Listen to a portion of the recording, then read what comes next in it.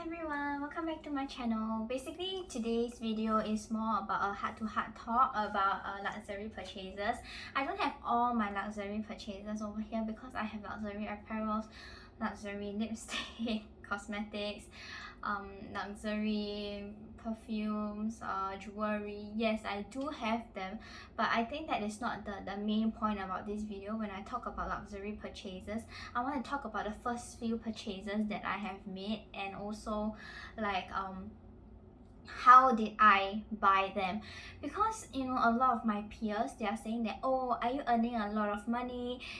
Because you probably have to earn a lot of money before you are able to make all these purchases. And they say, wow, how you earn your money? You have like stashed up so much money, etc., and to be able to buy all these things, and you seem to be doing very well and things like that.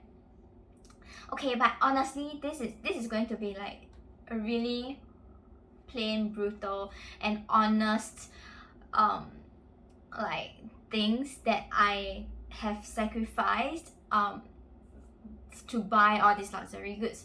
So maybe the first one, let me talk about this. Okay, I'm not sure if you all are familiar, but this is the Spring Street bag that I've talked about previously. Why don't you take a guess? How long did I have to save in order to make this purchase? Okay, to be very frank with you, this took me 1 year. Really, like many people do not know like how much time is needed for you to save up in order to walk into a luxury boutique to buy what you want.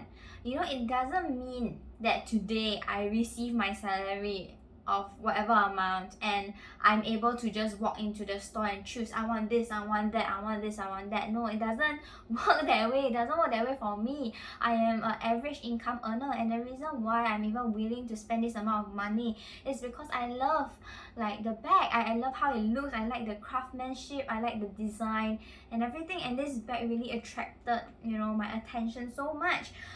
And to be very frank with you, the first bag that attracted my attention was the Twist but however, because there was a flaw on the bag, so I decided to just change it and get this bag instead, right? So I would say, okay, that I'm just like any one of you, anyone out there.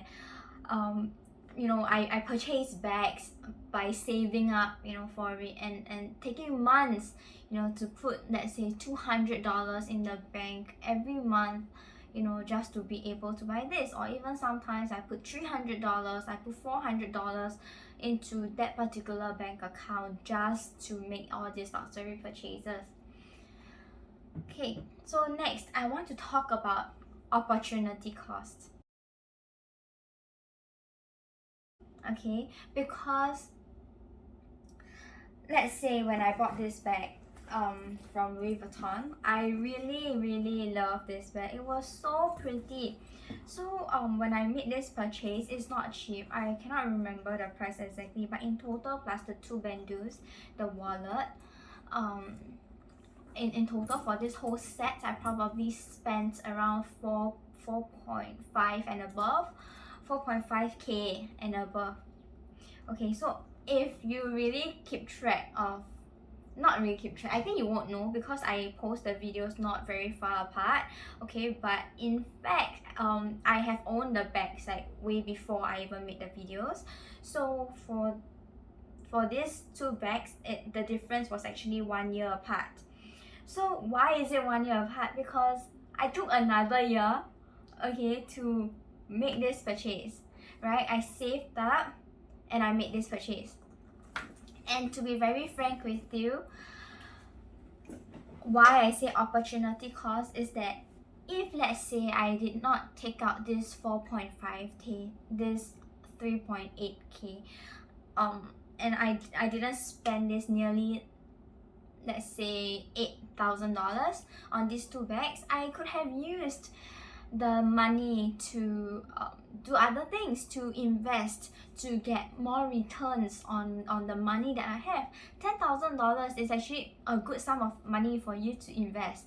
definitely. I do have money that I put into investment, so I know that return is actually very attractive when I invest in the stock market, when I do trading. Wow, I love the return. I would say that I have like 10-20% returns, and to me 10-20% is quite a lot. And if it's $10,000 that I spent, the return that I could have earned if I put it into investments, or even when I do trading, it will be probably another $1,000 gone. So for these two bags, I actually have a lot of opportunity costs that I have incurred. And to be very frank with you, bags are not investment.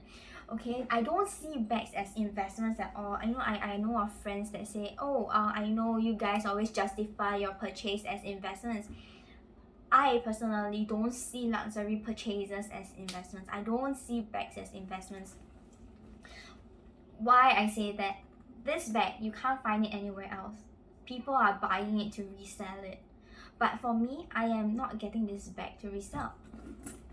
Look, I have my name and my husband's name printed there. Okay, stamped there, not printed, stamped there, because I am so sure that I am not going to sell this bag. I am so sure that I am purchasing this bag because I love it for what it is, right? So second point, opportunity cost, I think you get what I mean. Yeah, anyone can save that amount of money. Okay, thirdly, I want to talk about bags that we use daily for work, right? For just your casual wear to go out. Okay, so I want to say that for this bag, okay, it's actually the Proenza bag. Okay, because I know for a fact, okay, that this bag is going to suffer a lot of wear and tear very easily, because I'm going to use it so frequently. I'm going to bring it to marketing, bring it to IKEA, bring it to do whatever, go to NTUC, go to part-time courses, go for my exams, and etc. I knew that I was going to use it for all this. So this bag, I didn't buy it from the boutique, but instead I got this bag from the resale market, from Carousel in Singapore, and it only costed me about like $500 to $600, and that is actually very, very cheap for a Proenza bag. And for $500 to $600, I feel that for a bag that could last so long, that I've been using for about, let's say, 1.5 years, and it is still okay. I use it everywhere for everything, right? Even if, let's say, this bag breaks next year, or the bag, the bag no longer functions as it is, right? I would have already fully depreciated this bag, right, of $400-500. Purchasing this bag for $500-600, I feel that I have used it for so long, compared to if I get another cheaper bag that is made of, let's say, poor quality PVC.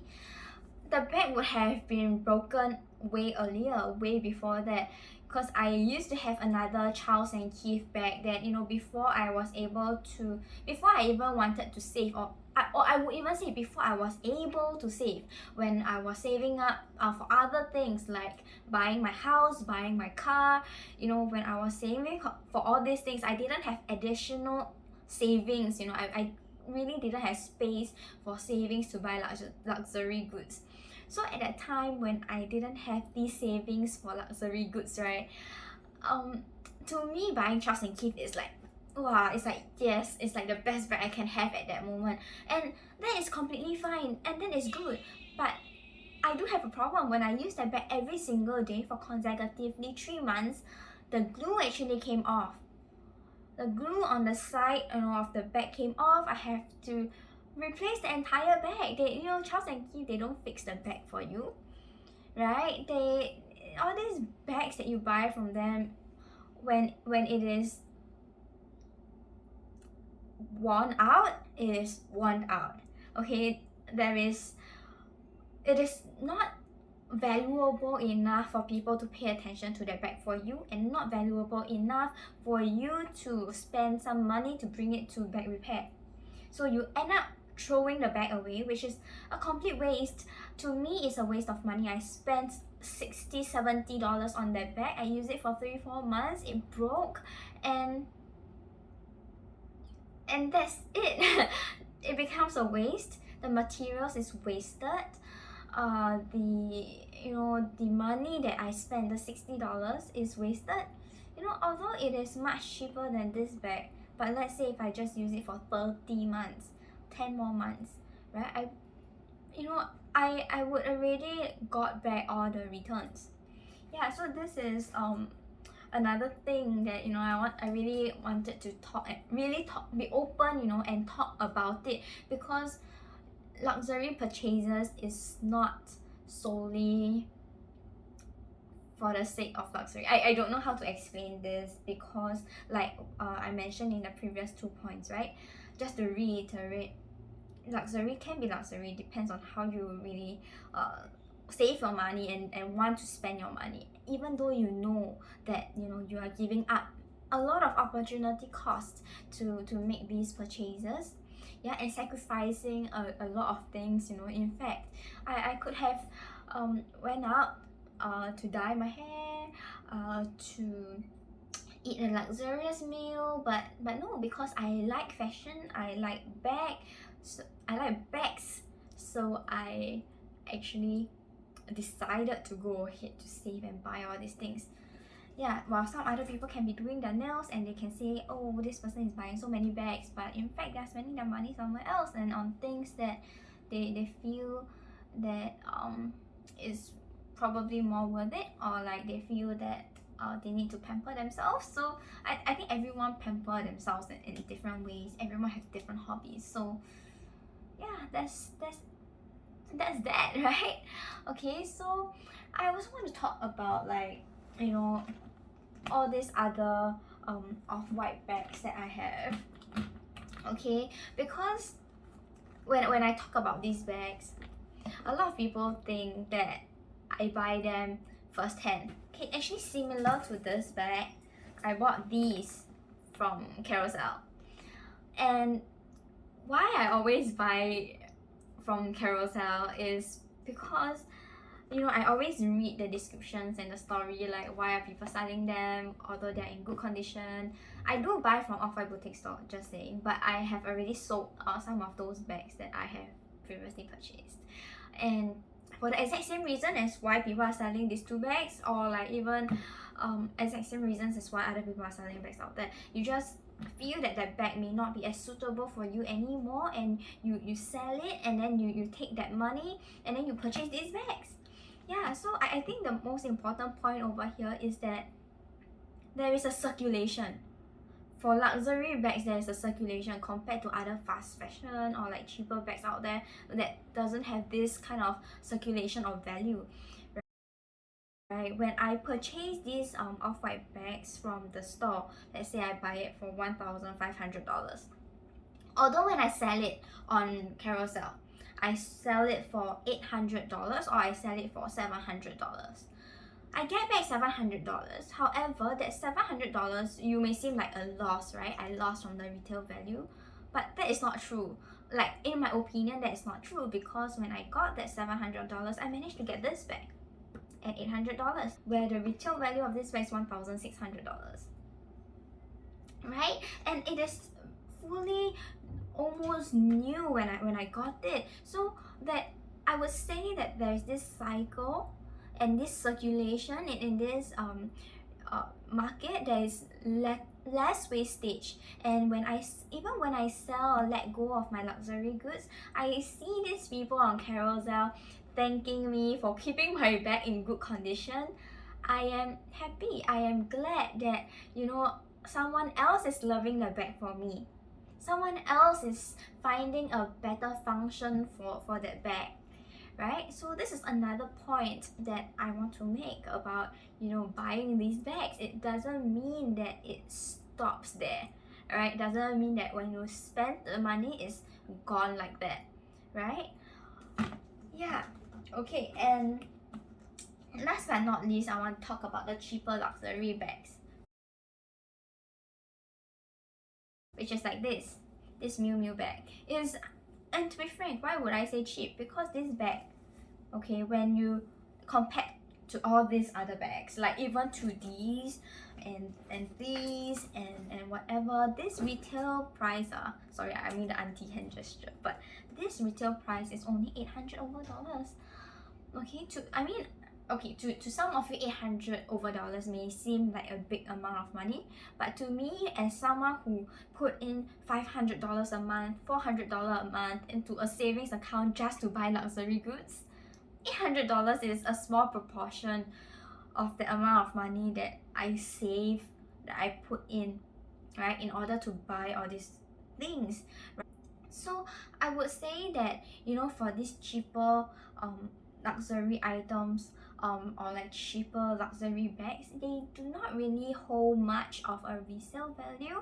However, they are lasting bags. They are bags that you can use for a long time, right? And they are like similar to this Proenza second hand that I bought.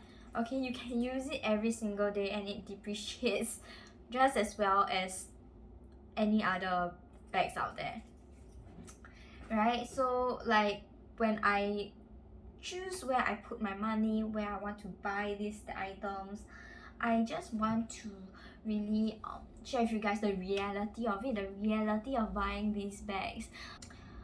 I feel that for all these bags, they hold more sentimental value because you use it for a even longer time compared to bags from fast fashion brands or even brands like Pedro, brands such as Charles and Keith and etc., or even Kate Spade, because I used to have all these bags as well.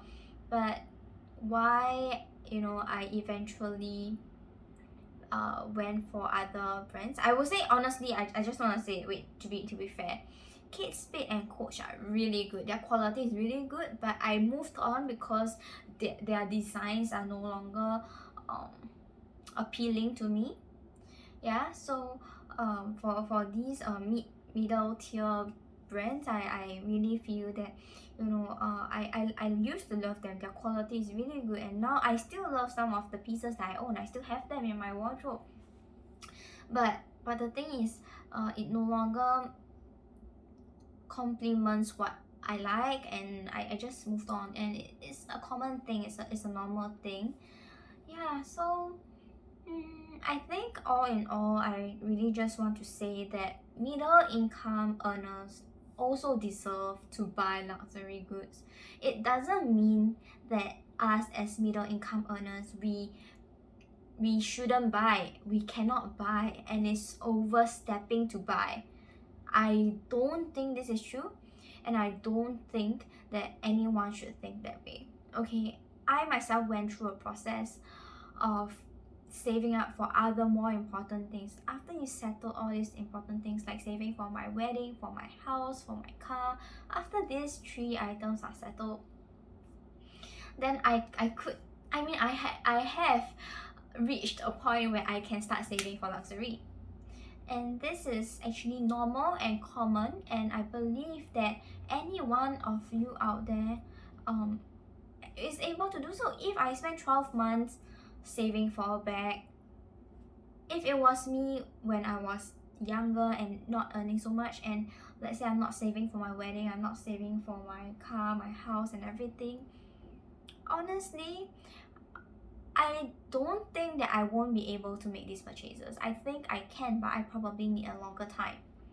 Yeah, but you have to ask yourself, are you willing to sacrifice all the other things that you could have done with that money to make these purchases?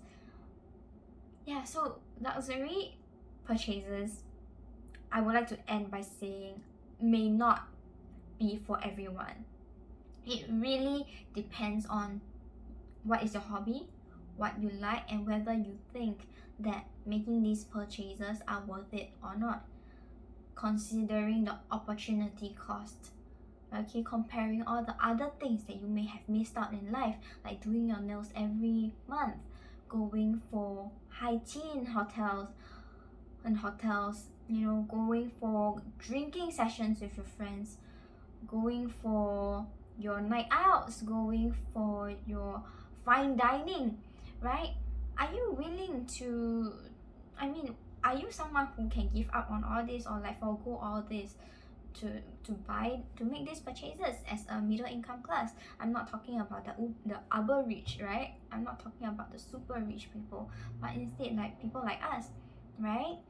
For me, I was and I am willing and able to do that, to save, to make these purchases. And honestly, at this point in time now, I'm not buying any other bags. I don't have any new bags purchases, especially now when I really need a lot of cash flow, because if you have watched my videos previously, you would know that my aunt has suffered a stroke and I need to hire a helper, and now I have a helper at home, which is really high expenses in Singapore to even have a helper. Helpers are really expensive. Their monthly salary is already much more than what I save for my bags. I have to sacrifice even other things, you know, to pay her salary a month. So yeah, I think everyone has a unique situation, and everyone and I feel that everyone has different hobbies, and I respect that. And I also hope to receive some respect from some people around me, you know. Having expensive bags, having luxury goods does not mean that I am materialistic, doesn't mean that I am spending my money carelessly. Yeah, I do have my savings. I know what proportion of my income to put where, and I know there are certain responsibilities that I have now that, you know, I may have to save up even more, even I have to spend more, yeah, I think that is all for my video today, and I hope that I've encouraged some of you somehow as well. You know, if you are, you know, sometimes we can be quite salty seeing other people owning stuff, but you know, not being able to own them ourselves, or like doesn't know how to own all this on yourself, on your own. I hope that this video has helped you somehow. Thank you everyone for watching this video. If you like this video, do like and subscribe below. And yeah, do check out my other playlist of videos over here. And see you guys back at my channel soon. Bye!